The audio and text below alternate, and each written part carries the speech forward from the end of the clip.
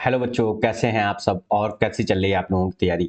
बच्चों, आज हम लोग सिविक्स का दूसरा चैप्टर पढ़ने वाले हैं जो कि बहुत ही महत्वपूर्ण चैप्टर है आपके एग्जाम पॉइंट ऑफ व्यू से। इसमें हम क्या क्या पढ़ेंगे? What is federalism, features of federalism, types of federation, what makes India a federal country, how is federalism practised and decentralisation in India.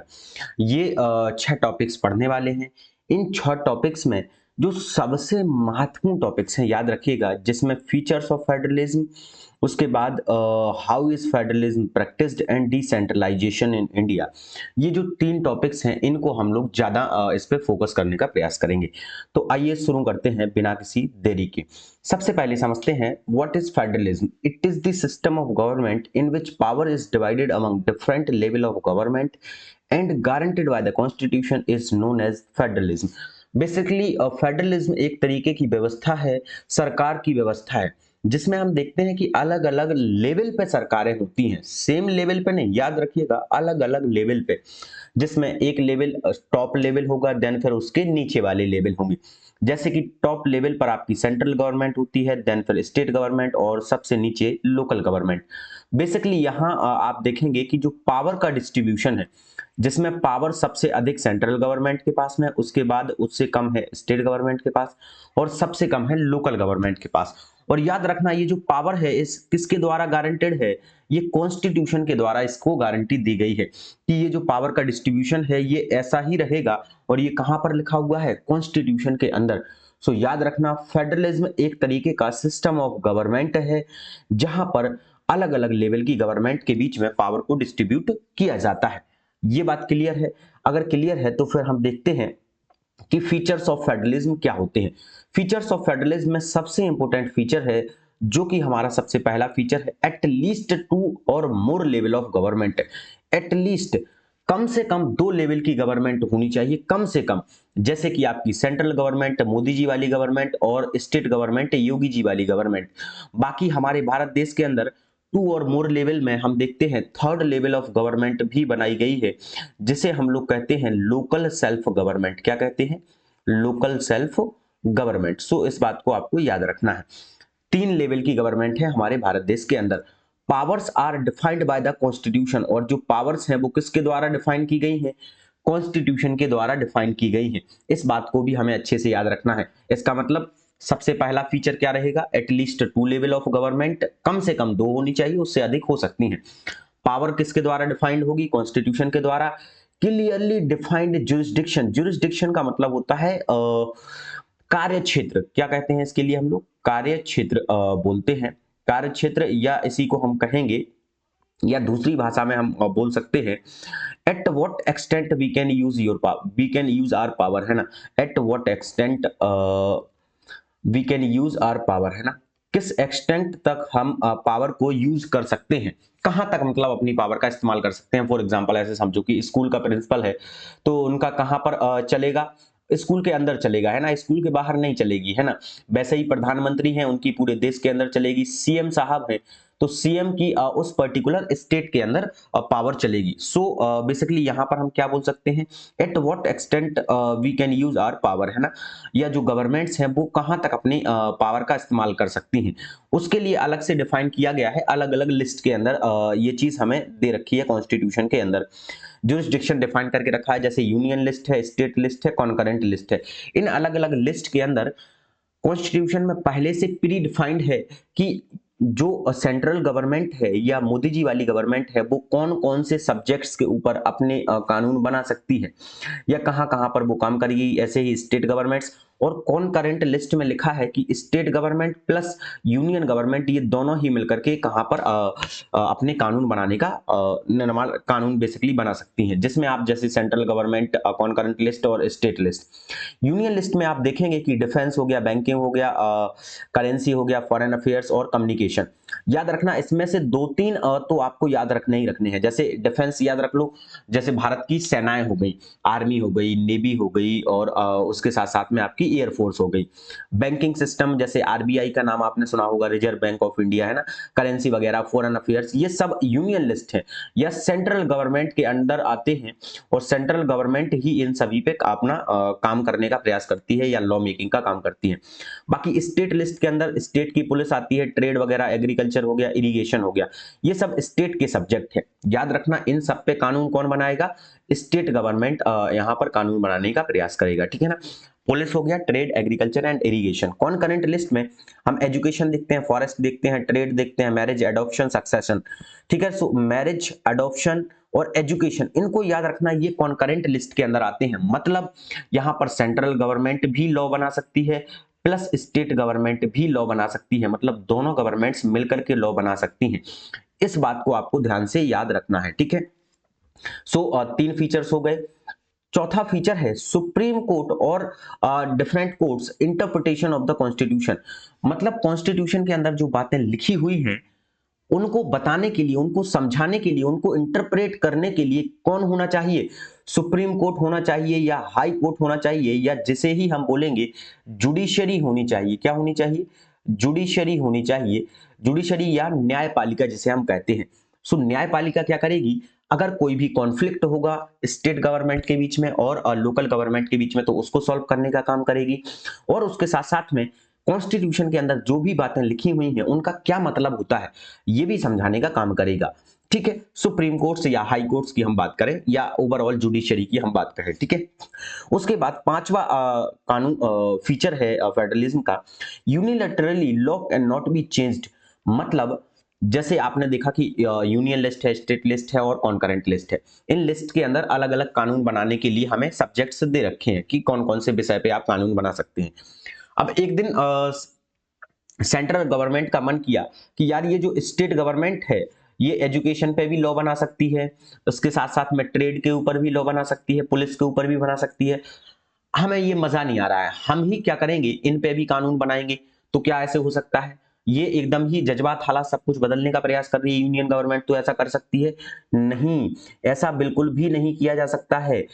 Central government और स्टेट गवर्नमेंट की जब सहमति होगी तभी जाकर के कोई भी कानून चेंज हो सकता है या कोई भी जो लॉ है या कोई भी जो भी अंडरस्टैंडिंग है उसको बदला जा सकता है। सो याद रखना कौन कौन से अपन ने कानून देखे। सबसे पहले हमने देखा एटलीस्ट 2 और more level of government, powers are defined by the constitution, clearly defined jurisdiction होना चाहिए, सुप्रीम कोर्ट इंटरप्रेट करेगा या जुडिशरी होनी चाहिए, unilaterally law can not be changed, किसी भी कानून के लिए हम यूनिलैटरली चेंज नहीं कर सकते हैं। उसके बाद और क्या क्या आपके लॉ आएंगे, ठीक है, एक एक करके हम लोग सभी को देख लेते हैं। Just a second guys. So यहां पर हम देखते हैं और क्या अलग अलग व्यवस्थाएं हो सकती हैं।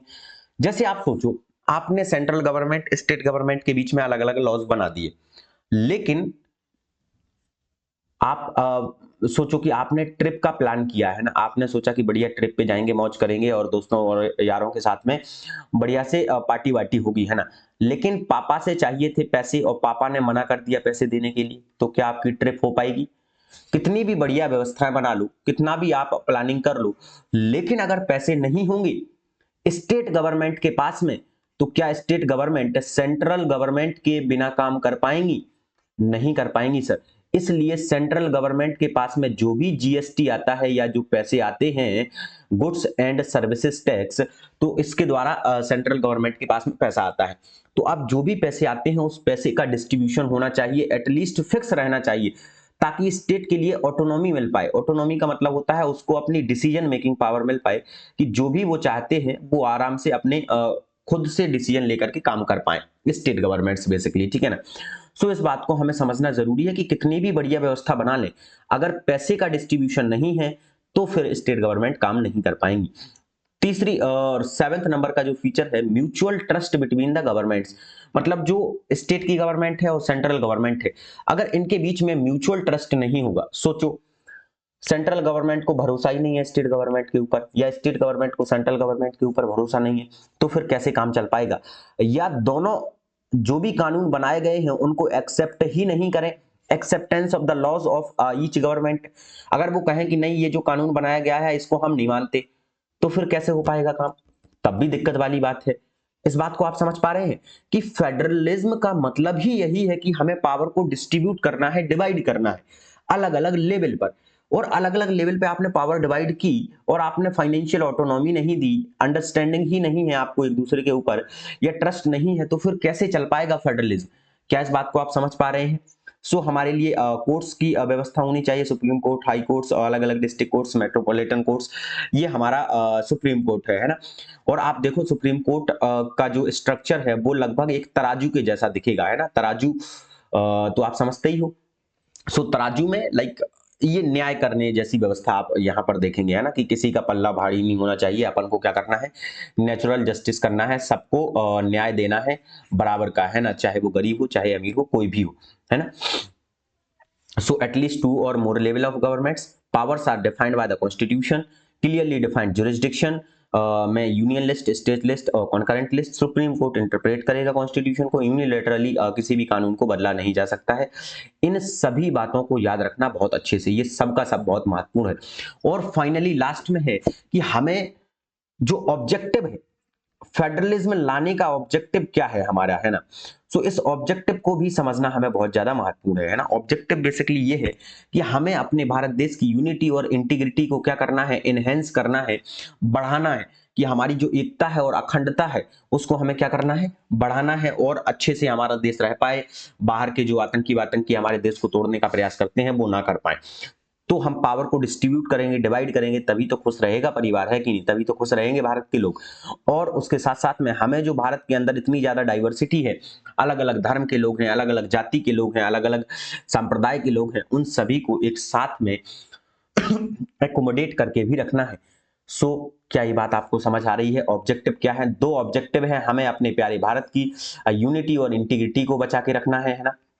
यूनिटी और इंटीग्रिटी को क्या करना है, एनहेंस करना है। और दूसरा ऑब्जेक्टिव है जो भी हमारी डाइवर्सिटी है उस डाइवर्सिटी को एकोमोडेट करना है। इस बात को आप समझ पा रहे हो मेरे प्यारे साथियों? चलो बहुत बढ़िया। अगर इसको समझ पा रहे हो तो आप देखेंगे कि पूरे दुनिया के अंदर अलग अलग जगह पे आपको फेडरल स्टेट्स देखने को मिल जाएंगी, जैसे ब्राजील हो गया, अर्जेंटीना हो गया, कनाडा हो गया, यूनाइटेड स्टेट्स हो गया, रशिया हो गया, हमारा प्यारा भारत है, ये पाकिस्तान वाला हो गया, मलेशिया हो गया, ऑस्ट्रेलिया हो गया, साउथ अफ्रीका, ऐसी बहुत सारी कंट्रीज हैं दुनिया के अंदर। सो ऐसा नहीं है कि हमारा सिर्फ भारत ही एक ऐसा कंट्री है जहां पर फेडरल स्ट्रक्चर है, ठीक है ना। बाकी टाइप्स ऑफ फेडरेशन में आप देखेंगे coming together federation, holding together federation, ठीक है ना। कमिंग टुगेदर में क्या होता है, small states come together to form a big state, मतलब एक बड़ी स्टेट बनाने के लिए आते हैं। और यहाँ पर होल्डिंग टुगेदर में हम देखते हैं big state divide itself for administrative convenience. Basically यहाँ पर आप ऐसे देखोगे कि ये पहले का भारत है। जब 1947 में जब हमारा भारत आजाद हुआ तो हमारे भारत में जो स्टेट थे उनकी अलग अलग कैटेगरी होती थी, ए बी सी और डी, है ना, 4 कैटेगरीज में हुआ करते थे। लेकिन फिर हमने क्या किया, इन सारे स्टेट्स को मिला करके अपना पूरा इंडिया बन गया। और इंडिया बनाने के बाद, जब हमारा इंडिया बन गया तो इंडिया बनाने के बाद फिर हमने क्या किया, इन स्टेट्स को, अपने भारत को छोटे छोटे स्टेट्स में डिवाइड किया ताकि हम क्या कर पाए, अच्छे से शासन प्रशासन को कर पाए, है ना। सो इस बात को आपको याद रखना है। आज 28 स्टेट्स हैं और 8 यूनियन टेरिटरीज हैं। ऐसे ही अमेरिका में छोटे छोटे से स्टेट्स मिलकर के एक साथ में आए, एक साथ में मिलकर के आए और इन लोगों ने यूएसए बनाया। क्या बनाया? यूएसए बनाया, या यूनाइटेड स्टेट्स ऑफ अमेरिका। याद रखना, small units come together to form a big unit, है ना, या बिग यूनियन। एक बड़ी यूनियन को बनाने के लिए small small states come together and form a big union. लेकिन इंडिया में हमारा प्यारा भारत तो था ही पहले से, हमने छोटे छोटे स्टेट्स डिवाइड कर दिए। और इनको कौन होल्ड करके रख रहा है? इनको होल्ड करके रखता है इंडिया। यहां पर आप यूएसए के अंदर देखोगे तो यूएसए के अंदर आपको ये समझ में आएगा कि ये जो स्टेट्स हैं, ये स्टेट पहले जब शुरुआत में इनके बीच में एग्रीमेंट हुआ था तो ये अलग हो सकते थे। क्या हो सकते थे? इनके बीच में जब एग्रीमेंट हुआ था तो ये अलग हो सकते थे स्मॉल स्टेट्स। लेकिन हमारे भारत देश के अंदर स्टेट क्या अपना खुद का इंडिपेंडेंट कंट्री बना सकते हैं? नहीं। यूपी का मन किया कल के दिन कि नहीं मुझे तो अपना खुद का कंट्री बनाना है, तो कैसा ऐसा यूपी कर सकती है? नहीं कर सकती है ना, क्योंकि वो इंडिया के अंदर है और इंडिया पावरफुल है इन छोटी छोटी स्टेट के कंपैरिजन में। लेकिन यहाँ पर जो स्टेट्स है सारी की सारी यूएसए के अंदर, ये सबके पास में लगभग लगभग इक्वल पावर होती है। और ये जो बड़ी स्टेट है इसके पास में यूएसए के पास में लेस पावर होती है देन कंपैरिजन टू द ये इंडिपेंडेंट या स्मॉल यूनिट्स के कंपैरिजन में। क्या बात आप समझ पा रहे हो इसको? अगर समझ पा रहे हो तो यहाँ पर दूसरा फीचर देखोगे, डिस्ट्रक्टिबल यूनियंस इन इनडिस्ट्रक्टिबल स्टेट्स। मतलब यहाँ पर जो यूनियन है उसको तोड़ा जा सकता है कमिंग टुगेदर में, लेकिन जो स्टेट है मतलब जो बड़ी पूरी की पूरी जो छोटी छोटी स्टेट्स हैं उनको नहीं तोड़ा जा सकता है। बड़ी स्टेट बनी थी उसको तोड़ सकते हैं क्योंकि ये छोटी छोटी सी यूनिट्स मिलकर के बड़ी स्टेट को बनाए हैं। राइट, क्लियर है बात? लेकिन यहाँ पर हमारे प्यारे भारत ने ही छोटे छोटे स्टेट्स को बनाया है, तो ये स्टेट्स अलग नहीं हो सकते हैं, लेकिन इन स्टेट्स को तोड़ सकते हैं, भारत को नहीं तोड़ा जा सकता है। डिस्ट्रक्टिबल स्टेट मतलब छोटी छोटी स्टेट्स हैं इनको तोड़ा जा सकता है, लेकिन इनडिस्ट्रक्टिबल यूनियन हमारे भारत को नहीं तोड़ा जा सकता है। इस बात को याद रखना है। States more powerful than the union, अभी बताया कमिंग टुगेदर में, होल्डिंग टुगेदर में होल्ड करके रखे हैं, union more powerful than the state. India, Spain और बेल्जियम देखने को मिलेगा यहाँ पर होल्डिंग टुगेदर में, और कमिंग टुगेदर में यूएसए, ऑस्ट्रेलिया और स्विट्जरलैंड का आपको उदाहरण मिल जाएगा। ठीक है, ये बातें आपको समझ में आ रही हैं? पूरी दुनिया के अंदर, यूरोप के अंदर भी आप देखोगे तो ये अलग अलग कंट्रीज आपको मिल जाएंगी। व्हाट मेक्स इंडिया या फेडरल कंट्री, वही सारे फीचर्स आपको लिख देने हैं। इंडिया को फेडरल कंट्री क्या बनाता है? हमारे पास अलग अलग लेवल की गवर्नमेंट है, सेपरेट जुरिस्डिक्शन है, इंडिपेंडेंट जुडिशियरी है, फाइनेंशियल ऑटोनॉमी है, separate state on the basis of the language, हमने ये सब कुछ बना रखा है ना? इस बात को आपको याद रखना है। Then how is federalism practised, federalism कैसे प्रैक्टिस किया जाता है हमारे भारत देश के अंदर? इसका मतलब ये आप ऐसे समझ लो कि आपने कुछ कानून बनाए, नियम बनाए, लेकिन उन नियमों को एक्चुअल में आप लागू होते हुए कैसे देख रहे हो, ये बहुत महत्वपूर्ण है। क्या एक्चुअल में जो आपने कानून बनाए उनको आप अपने जीवन में उतार पा रहे हो? इसका मतलब ऐसे सिंपल समझो, अपन ऐसे होता ना कि अपन ने किताबें पढ़ी कि अच्छी हैबिट्स बनाने चाहिए, है ना? अपन ने किताबें पढ़ ली, बढ़िया बढ़िया, है ना, सब कुछ कर लिया, लेकिन क्या आप अपने जीवन में उन चीजों को उतार रहे हो? है ना? सुबह से उठ करके व्यायाम कर रहे हो, क्या जो है बड़ों का आदर कर रहे हो? तो ये सारी चीजें किताबों में पढ़ने, आपने कानून है, अच्छी बात है, लेकिन क्या उसको जीवन में उतार पा रहे हो? आपने कहा फेडरलिज्म है, फेडरलिज्म का मतलब है कि आपने पावर को डिवाइड कर दिया है डिफरेंट लेवल पर, डिफरेंट लेवल पे आपने पावर को डिवाइड किया है। क्या एक्चुअल में डिवाइड किया है आपने? इस बात को देखना होता है। इसी चीज को हम कहते हैं कि फेडरलिज्म कैसे प्रैक्टिस किया जा रहा है। आप देखोगे कि भारत के अंदर अलग अलग तरीके से फेडरलिज्म को प्रैक्टिस करा जाता है। जैसे हमने लिंग्विस्टिक स्टेट बनाई, जब आंध्र प्रदेश के लोगों ने यह मांग उठाई कि भैया हमें अपनी खुद की लैंग्वेज के आधार पर स्टेट चाहिए, तो हमारी सेंट्रल गवर्नमेंट ने कहा कि ठीक है भैया ले लो, हम तुम्हें दे रहे हैं स्टेट, बना करके दे रहे हैं, हम तुम्हें पावर दे रहे हैं कि तुम अपनी खुद की स्टेट बना लो, ज्यादा लोड लेने की जरूरत नहीं है। 1 अक्टूबर 1953 को पहली आंध्र प्रदेश स्टेट बनाई गई लैंग्वेज के आधार पर। और फिर दूसरी दिक्कत थी कि हम कैसे जो लैंग्वेज पॉलिसी है भारत देश में, हम देखते हैं कि सबसे ज्यादा भाषा बोलने वाले लोग कौन हैं? लगभग 43% के अराउंड आपके हिंदी भाषा बोलने वाले लोग हैं। तो अब यहाँ पर तो ये बड़ी समस्या आ जाएगी, है ना? हिंदी भाषा को बोलने वाले लोग हैं लगभग 43% के अराउंड, तब तो बड़ी दिक्कत हो जाएगी। तो फिर कैसे चलेगा काम? और आप देखेंगे कि हमारे ऊपर अंग्रेजों ने लगभग जो है 250 साल के अराउंड जो है राज किया, तो सारी की सारी जो व्यवस्थाएं हैं वो अंग्रेजी में चल रही हैं, लेकिन हिंदी भाषा बोलने वाले लोग ज्यादा हैं, तो लैंग्वेज पॉलिसी तो फिर बड़ी दिक्कत हो जाएगी। अगर हम हिंदी भाषा के लिए नेशनल लैंग्वेज बना देंगे तो सब कुछ अंग्रेजी में चल रहा है, सब कुछ हिंदी में करना पड़ेगा, बहुत ज्यादा फाइनेंशियल बर्डन आएगा।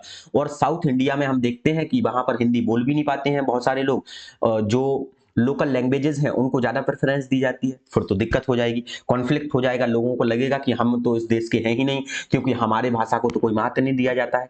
तो हमने कहा कि भैया आज के बाद से हम कोई भी नेशनल लैंग्वेज नहीं बनाएंगे। आज के बाद से कितनी शेड्यूल लैंग्वेजेस होंगी? हमने जो कॉन्स्टिट्यूशन का 8th शेड्यूल है, कौन सा शेड्यूल है? 8th schedule of the constitution है, उसके अंदर 22 शेड्यूल लैंग्वेजेस बनाई, जिसमें से हिंदी को ऑफिशियल लैंग्वेज बनाया और इंग्लिश के लिए 15 सालों के लिए ऑफिशियल लैंग्वेज बनाया। जब हमारा कॉन्स्टिट्यूशन लागू हुआ 26 जनवरी 1950 को पूर्ण रूप से, तब हमने क्या कहा कि भाई 15 साल के लिए अंग्रेजी भी क्या रहेगी? हमारी ऑफिशियल लैंग्वेज के रूप में काम करेगी। लेकिन उसके बाद फिर हमारा काम चल नहीं पाया। 1965 में बेसिकली इसको हट जाना चाहिए था, लेकिन फिर उसके बाद भी हम इसको कंटिन्यू करते रहे। उसके बाद हम देखते हैं सेंटर और स्टेट के बीच के रिलेशंस। 90s के बाद देखते हैं स्टेट पार्टीज का धीमे धीमे बनना शुरू हुई और कोलिशन गवर्नमेंट आई। इसका मतलब क्या हुआ? बेसिकली आप देखोगे ये कोलिशन गवर्नमेंट के लिए दिखाया गया है कार्टून के माध्यम से। पहले क्या था, जब हम आजाद हुए 1950 के समथिंग, है ना, 1950s में जब हम आजाद, लाइक 1947 में आजाद हो गए थे, और जब 1950s में, मतलब 1951-52 में जब हमारे भारत के पहले चुनाव हुए, तो उसमें कांग्रेस पार्टी ही सबसे महत्वपूर्ण पार्टी थी। उसी की गवर्नमेंट स्टेट के अंदर भी बनी और उसी की गवर्नमेंट पूरे भारत देश के अंदर भी बनी। सो जो स्टेट्स थी, इनको कभी ये लगता ही नहीं था कि यार हमारे पास में पावर है। लेकिन धीमे धीमे जब रीजनल पार्टीज का उदय हुआ, किसका उदय हुआ, जब रीजनल पार्टीज का उदय हुआ, तब स्टेट गवर्नमेंट में, स्टेट के अंदर दूसरी पार्टीज की गवर्नमेंट बनना शुरू हुई। तब स्टेट्स को लगा कि यार हमारे साथ में एक्चुअल में पावर का डिवीजन या सेपरेशन किया गया है। यहां पर देखो पहले क्या होता था कि यहां पर देखो ये बेचारी स्टेट है, ये कटोरा लेकर के भीख मांग रही है, कह रही है कि हमको थोड़ी सी पावर दे दो, हमको थोड़ी सी पावर दे दो। ये पहले की एक्चुअली में स्थिति थी जब शुरुआत वाले समय में। लेकिन धीमे धीमे जब रीजनल गवर्नमेंट्स का उदय हुआ या रीजनल पार्टीज का उदय हुआ, तो फिर चीजें आपको बदलती हुए देखने को मिलेंगी।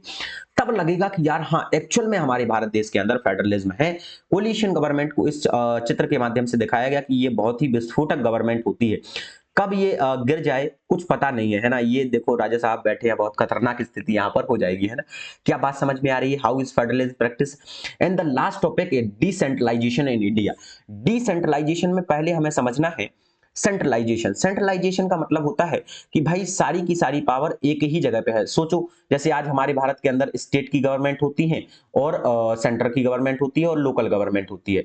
अब सेंट्रल गवर्नमेंट कहे कि नहीं, ये स्टेट की गवर्नमेंट है, ये भी नहीं होंगी और लोकल गवर्नमेंट भी नहीं होंगी। आज के बाद से सारी की सारी पावर किसके पास में होगी? सेंट्रल गवर्नमेंट की।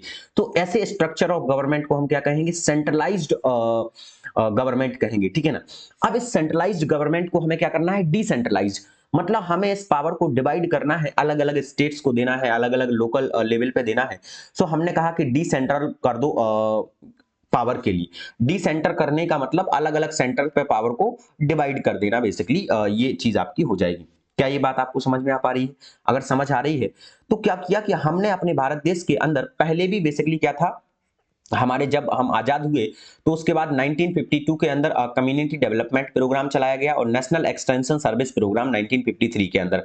ये बेसिकली लोकल लेवल पे काम करने के लिए चला गया, ताकि पावर को क्या कर सके, हम डिसेंट्रलाइज कर सके, है ना, डिसेंट्रलाइज कर सके। अब पावर ऐसे डिसेंटर हो ही नहीं पा रही थी, मजा ही नहीं आ रहा था, एक्चुअल में पावर का डिवीजन हो नहीं पा रहा था ना, बहुत सारी दिक्कतें आ रही थी। तो हमने डिसेंट्रलाइज्ड गवर्नमेंट के लिए उसको एक कॉन्स्टिट्यूशनल स्टेटस देने के लिए 1992 के अंदर कॉन्स्टिट्यूशन के अमेंडमेंट अंदर हमने अमेंडमेंट किए या कुछ बदलाव किए। अमेंडमेंट का मतलब होता है कुछ कॉन्स्टिट्यूशन के अंदर ऐड करना, कुछ घटाना या कुछ जोड़ देना। सो हमने कॉन्स्टिट्यूशन के अंदर बदलाव किए कब? 1992 में 73rd अमेंडमेंट और 74th अमेंडमेंट किए। 73rd के माध्यम से पंचायती राज व्यवस्था को जोड़ा और 74th कॉन्स्टिट्यूशनल अमेंडमेंट एक्ट के माध्यम से म्यूनिसिपैलिटीज को हमने अपने कॉन्स्टिट्यूशन के अंदर डाला और ये फाइनली 1993 के अंदर इनफोर्स हो गया, मतलब कार्यान्वित इसको कर दिया गया। इसका पूरा बेसिकली इसके पीछे का आइडिया क्या था? आइडिया ये था कि हमें लोकल सेल्फ गवर्नमेंट बनानी है, मतलब लोकल में जो लोग हैं वो खुद से ही अपने आप को गवर्न कर पाएं और अपनी प्रॉब्लम्स को सॉल्व कर पाएं। और जो डेमोक्रेसी है उसको हमें ग्रास रूट लेवल तक ले जाना है, मतलब हर व्यक्ति की समस्या का समाधान हम कर पाएं। इस वजह से डिसेंटर करना जरूरी था पावर के लिए, जिसमें हमने पंचायती राज व्यवस्था बनाई, जिसमें हमने जो 73rd और 74th कॉन्स्टिट्यूशनल अमेंडमेंट किया गया उसी के माध्यम से स्टेट इलेक्शन कमीशन भी बनाया। क्या बनाया? स्टेट इलेक्शन कमीशन, जो इसका इलेक्शन भी करवाएगा, जिसमें पंचायती राज व्यवस्था सबसे ज्यादा महत्वपूर्ण हो जाती है। जिसमें सबसे पहले फर्स्ट लेवल पे होती है ग्राम सभा। ग्राम सभा में उस गांव के या उस विलेज के सभी 18+ मेंबर्स होते हैं जो कि रजिस्टर्ड वोटर होने चाहिए। अगर रजिस्टर्ड वोटर हो आप, तभी जाकर के आपको ग्राम सभा का पार्ट माना जाएगा, क्योंकि आप ग्राम सभा का पार्ट होगे तो जो आने वाली लोकल सेल्फ गवर्नमेंट के जो इलेक्शंस होंगे, जिसमें ग्राम पंचायत का आप इलेक्शन करेंगे, उसमें पंचों का इलेक्शन होगा। सो पंचों का इलेक्शन होगा तो उन पंचों को आप चुन पाएंगे और उन पंचों का जो हेड होगा उसको भी आप चुन पाएंगे, जिसे सरपंच कहा जाता है। सो बेसिकली ग्राम सभा में 18+ ऑल एडल्ट मेंबर्स और रजिस्टर्ड वोटर्स होते हैं जो इलेक्ट करते हैं कुछ पंचों के लिए और उनके हेड के लिए सरपंच को। जैसे आप मान लो कि ये जो गांव का प्रधान होता है ना, वही आपका क्या होता है? सरपंच होता है। सो ये पंच और सरपंच मिलकर के बनती है ग्राम पंचायत, या जिसे हम कहते हैं विलेज पंचायत। क्या बोलते हैं? विलेज पंचायत। ठीक है, ये फर्स्ट लेवल की गवर्नमेंट हो गई। देन इंटरमीडिएट लेवल की गवर्नमेंट होती है आपकी, जैसे अलग अलग गांव की अलग अलग पंचायतें होंगी। अब एक जिला के अंदर, या हम बात करें एक ब्लॉक के अंदर, है ना, एक ब्लॉक या तहसील के अंदर बहुत सारे गांव होते हैं। तो उन सभी गांव की जितनी भी पंचायतें होंगी, उन सभी पंचायतों को मिलाकर के, उस गांव की जितनी भी पंचायतें होंगी, उन सभी पंचायतों को मिलाकर के, मतलब उन पंचायतों के जो मेंबर्स चुने गए हैं, पंच और सरपंच, ठीक है ना, उनको मिलाकर के पंचायत समिति बनाई जाती है। इस पंचायत समिति में कुछ मेंबर्स इलेक्टेड होते हैं, कुछ मेंबर्स क्या होते हैं? इलेक्टेड होते हैं। बाकी के यही जो अलग अलग ग्राम पंचायतें हैं, उन्हीं के मेंबर्स को उठा लिया जाता है और पंचायत समिति बनाई जाती है। इसे हम लोग इंटरमीडिएट लेवल गवर्नमेंट कहते हैं। क्या बोलते हैं? इंटरमीडिएट लेवल की गवर्नमेंट कहते हैं, मतलब मध्यवर्ती सरकार आपकी हो जाएगी लोकल लेवल पर। इसके बाद अब ऐसे एक जिला के अंदर बहुत सारे ब्लॉक होते हैं, बहुत सारी तहसीलें होती हैं। उन सभी तहसीलों की ब्लॉक्स की जो पंचायत समितियां हैं, उन समितियों के जो मेंबर्स हैं, पंचायत समिति फर्स्ट के, सेकंड के, थर्ड के, ऐसे कर करके सभी समितियों के मेंबर्स, और उस क्षेत्र का जो एमएलए होगा, उस जिला का जो एमएलए होगा, उसको मिलाकर के, या और कुछ भी, और भी एक दो मेंबर्स होते हैं, ऑफिशियल्स बेसिकली होते हैं। इन सभी ऑफिशियल्स को मिलाकर के क्या बन जाती है? आपकी जिला परिषद बनती है। सो याद रखना, सिंपल है। ग्राम सभा में 18 प्लस मेंबर्स थे और रजिस्टर्ड वोटर्स थे। इन लोगों ने चुनाव किया ग्राम पंचायत का। ग्राम पंचायतें, अलग अलग ग्राम पंचायतें मिलाकर के पंचायत समिति बनी, और अलग अलग पंचायत समितियां मिलाकर के जिला परिषद बनी। याद रखना, इसके अंदर 33% रिजर्वेशन होता है वीमेंस का। मतलब जितनी भी सीट्स हैं, उन सीट्स में से 33% सिर्फ वुमेन्स रहेंगी, बाकी की आप और लोग हो सकते हैं। सो जिला परिषद का जो हेड होता है वो होता है डीएम या डिस्ट्रिक्ट मजिस्ट्रेट। इस बात को आपको याद रखना। स्टेट इलेक्शन कमीशन इसका इलेक्शन करवाता है। जैसे आप ये देख सकते हो, है ना, ग्राम पंचायत लगी हुई है पटना म्यूनिसिपल कॉर्पोरेशन, म्यूनिसिपालिटीज में आप देख सकते हो। म्यूनिसिपालिटीज जो बनाई गई 74th कॉन्स्टिट्यूशनल अमेंडमेंट एक्ट के द्वारा। म्यूनिसिपल कॉर्पोरेशंस बड़ी बड़ी सिटीज के अंदर काम करती हैं, और म्यूनिसिपालिटीज स्मॉल सिटीज के अंदर काम करती हैं, या टाउन्स के अंदर। इन दोनों का हेड होता है मेयर, है ना। कौन होता है? याद रखना, मेयर, मेयर बेसिकली इन दोनों का हेड होता है। इस बात को आपको ध्यान से याद रखना है। जैसे ये सूखा कचरा, गीला कचरा होता है ना आपके शहर में, ये यही म्यूनिसिपालिटीज की ये गाड़ी चल रही होती है ना। सो इसको आपको याद रखना है। बाकी कैसा लगा आपको ये चैप्टर? जो जो बताया है कि ये महत्वपूर्ण है, उसको अच्छे से रिवाइज कर लेना, प्रैक्टिस कर लेना, और कोई भी दिक्कत आए तो बताना। बाकी थैंक यू सो मच।